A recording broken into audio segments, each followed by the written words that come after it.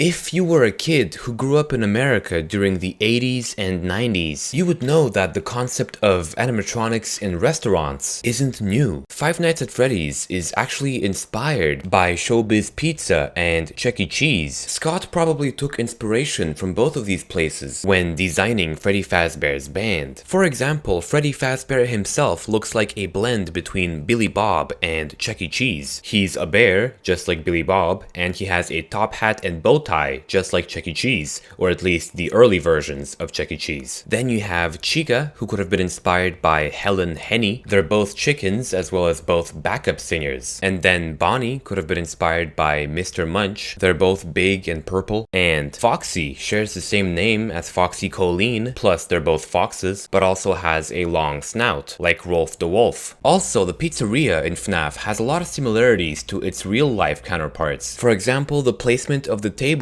is the exact same. They're all parallel to each other and facing the stage. And also, they all have arcades, though FNAF 3 is the only game where you actually get to see them. But even though you don't get to see the arcade machines in the other games, the mini-games do imply that they're there because they have arcade graphics. There are also other, more subtle inspirations. For example, FNAF 2 focuses on the evolving nature of animatronics. Compare the progression of the FNAF animatronics to the progression of Chuck E. Cheese. The newer models look more curvy and are designed to appeal to children, while the earlier versions are not quite as kid-friendly. I mean, just look at this early version of Chuck E. Cheese. And yes, he is indeed holding a cigar. Jesus Christ, Chucky, what are you doing? I thought this was a kid's restaurant, what the f— Another interesting thing that Scott Cawthon may have taken inspiration from was this event known as Concept Unification. Concept Unification was an event that happened when Showbiz Pizza and Chuck E. Cheese merged into one company. Showbiz Pizza's animatronic band, the Rockafire Explosion, had to be stripped to its endoskeletons and reskinned into Chuck E. Cheese characters. This happened because Aaron Fechter, the creator of the band, refused to give the rights to the characters to Chuck E. Cheese. And from that moment onward, the Rockafire Explosion was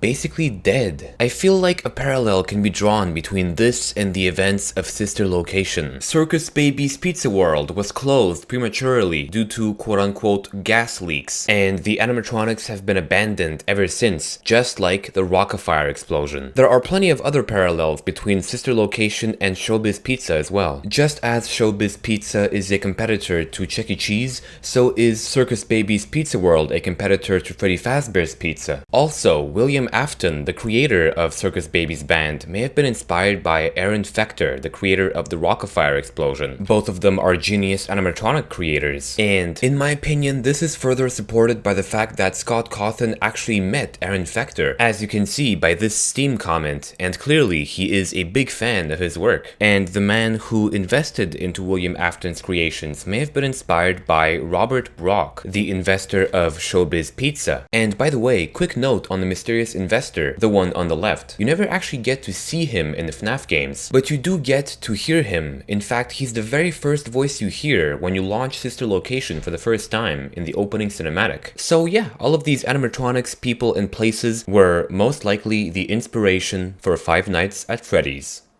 When I said that the Rockafire Explosion was basically dead, I didn't say the whole truth. The creator of the band, Aaron Fechter, actually made a channel recently of the band, and this channel actually garnered quite a bit of attention, and in a way, the internet kind of brought it back to life, which I think is awesome. So I'm going to leave a link down below to it. And anyway, if you guys want to see more information about the history of Chuck E. Cheese and Showbiz Pizza, I'm going to leave a link down below to an article on a fan site, which actually goes more in depth than I did in this video. Also, I used a number of Creative Commons images in this video, and I'm going to credit them down below. And finally, there's actually a documentary which I found really interesting, which I'm going to link down below. It contains like interviews with a bunch of fans of the Rockafire and Aaron Fechter and people who work the restaurants and wear the suits. So it's really interesting. I highly recommend it.